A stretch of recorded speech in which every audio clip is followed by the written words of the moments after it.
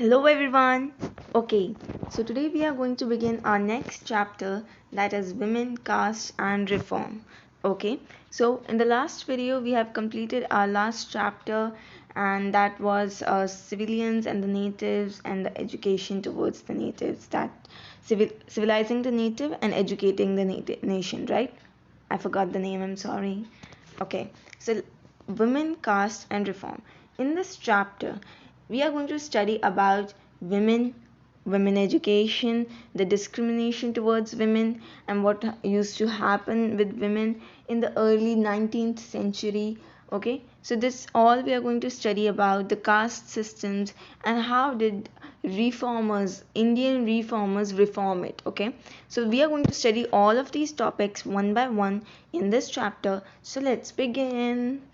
Okay, have you ever thought of how children? So first of all, if you see that in the first paragraph, if you've read the first paragraph, in the first paragraph it is telling about that there is a time period of 200 years, right?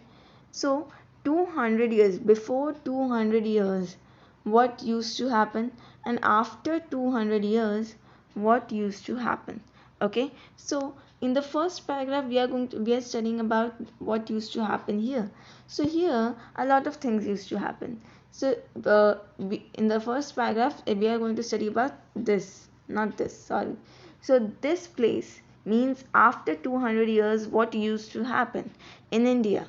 So we see that currently, in our current situation, if we see that there is no discrimination in high profile societies, maybe there would be discrimination in the remote areas, but we are not that sure, because we have developed, India has developed this much that they have proper rules and regulations to fight with democracy, and they have made fundamental rights and all stuff, right?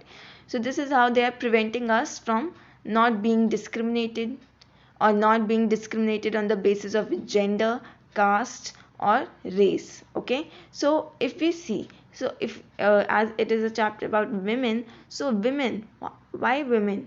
So basically women has sacrificed a lot of times in the earlier times, in 2000 200 years ago, because women used to be like always have to sacrifice, and they were not even allowed to educate, they were not even allowed to they don't even have the right to property and all stuff that we are going to study in, okay, yep, this part.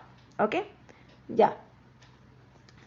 And it is also telling that right now we, all the girls used to go into the school, take proper education, come out and have no issue with the school teachers are not discriminating us, and society cannot discriminate us. According to the law, any girl, if whoever, if a girl wants to anybody, she can, if she want that. Okay, according to the law, they can marry anyone they like, right? But that person could belong to any caste or community, doesn't matter. Widows even can marry this time, right? So this all is telling us that there is a lot of change in after 200 years, and if we compare before 200 years, it was really worse conditions for women and conditions for other people too. Okay, so now let's get to the before 200 years, which is very important. Things were very different. Most children were married of at an early age. Both Hindu and Muslim men could marry more than one wife. So basically 200 years ago, children, as currently if we see the children must be going to schools, and when they will grown up, they must be going to colleges and universities to take higher education, right? But before 200 years, what used to happen, that children were married at an early age, right? If they are 12, 11 or 10, so they are married.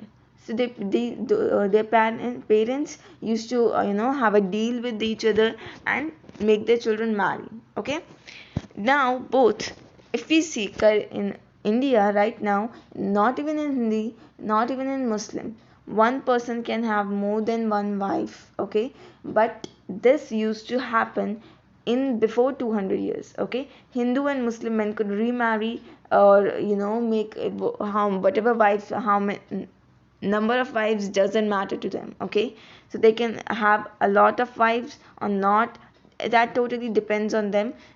There's no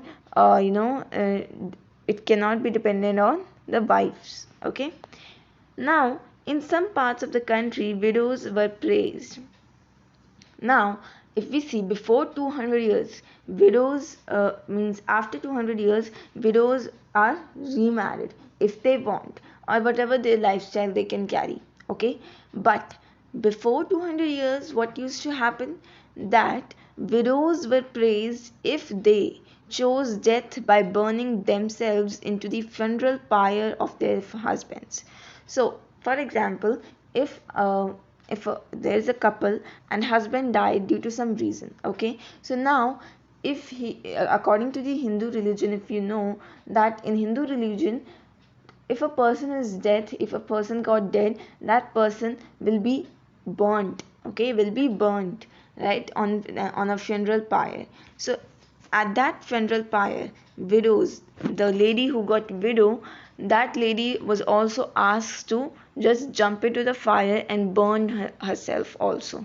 Okay, and if that lady does that, that means that lady was later known as sati, or virtuous woman. Sati means virtuous means ideal woman. Okay, an ideal woman, right? But that is not the truth, right? Husbands, if husbands died, then why you have to die? That totally depends on what widows think. If they are really very if they really want to do this, they can. But if some widow even doesn't want to jump into the funeral pyre, they were forced to do that. The society used to force her to go into the funeral pyre. Okay, so this is how things were happening before 200 years. So you can totally imagine that what life they will be living at that time. And women's rights to property were also restricted. As we know, currently we have seen that whole family, if in a family father has the inheritance, and if father's in the children of those parents is a girl and a boy, so in the if it is in the earlier times that the boy will get, then the boy will get the whole property, he will get the whole inheritance over the property. But currently girl and boy and wife, three of them will get equal share in the property of their father. Okay, so this is how things used to happen. Besides, most women had virtually no access to education. As I told you, in many parts of the country, people believed that if woman was educated, she would become a widow.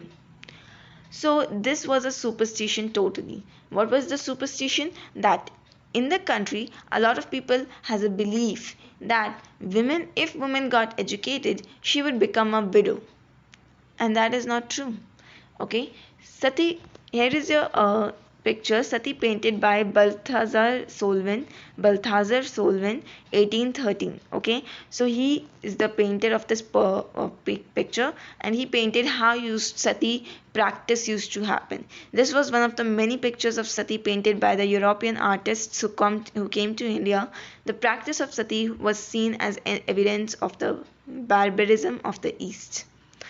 Okay. Differences between men and women were not the ones. In the next paragraph, we are studying about the caste. Okay, so basically, before we studied about the discrimination between women, if we see, we studied about the discrimination on the basis of gender, right? Women and men. Now we are going to study about the discrimination on the basis of caste, or social classes divided by the people. So first thing comes that the two upper castes. Our society was divided into four castes. Okay, so the two upper castes were Brahmins. Okay, then it comes Kshatriyas. Okay, so Brahmins and Kshatriyas, these were the two upper castes, and if we compare both of them, Brahmins were more upper than Kshatriya, were upper than Kshatriya too. Okay, then on the third number comes Vaishya. Okay, just a second. Yeah. On the third number, Vaishyas. And on the fourth number, Shudras. And on the fifth number, the most inferior people considered by the upper castes were untouchables.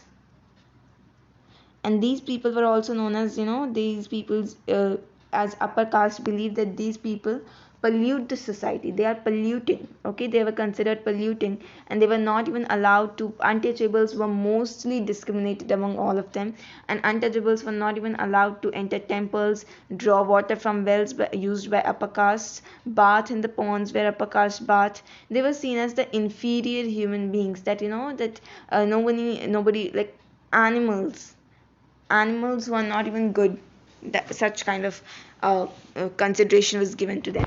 Okay, now the next thing here, it is telling about that what were the professions possessed by these people.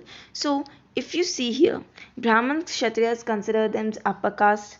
Others such as traders, yeah, here, others such as traders, moneylenders, often referred to Vaishyas, were placed after them. Then came peasants, artisans, weavers and potters, referred to as Shudras. At the lowest rung were those who labored to keep cities and villages clean. Means these people were like, who used to clean the villages, clean the cities and all, worked at jobs that upper castes considered polluting. That is, it could lead to the loss of caste status. The upper caste also treated many of these groups at the bottom as untouchable. They were not allowed to enter temples, as I told you. That was it in this paragraph. I hope you got it, and if you have any kind of doubt, please mention in the comment section. I will definitely take your doubts and answer them as soon as possible. Okay, bye.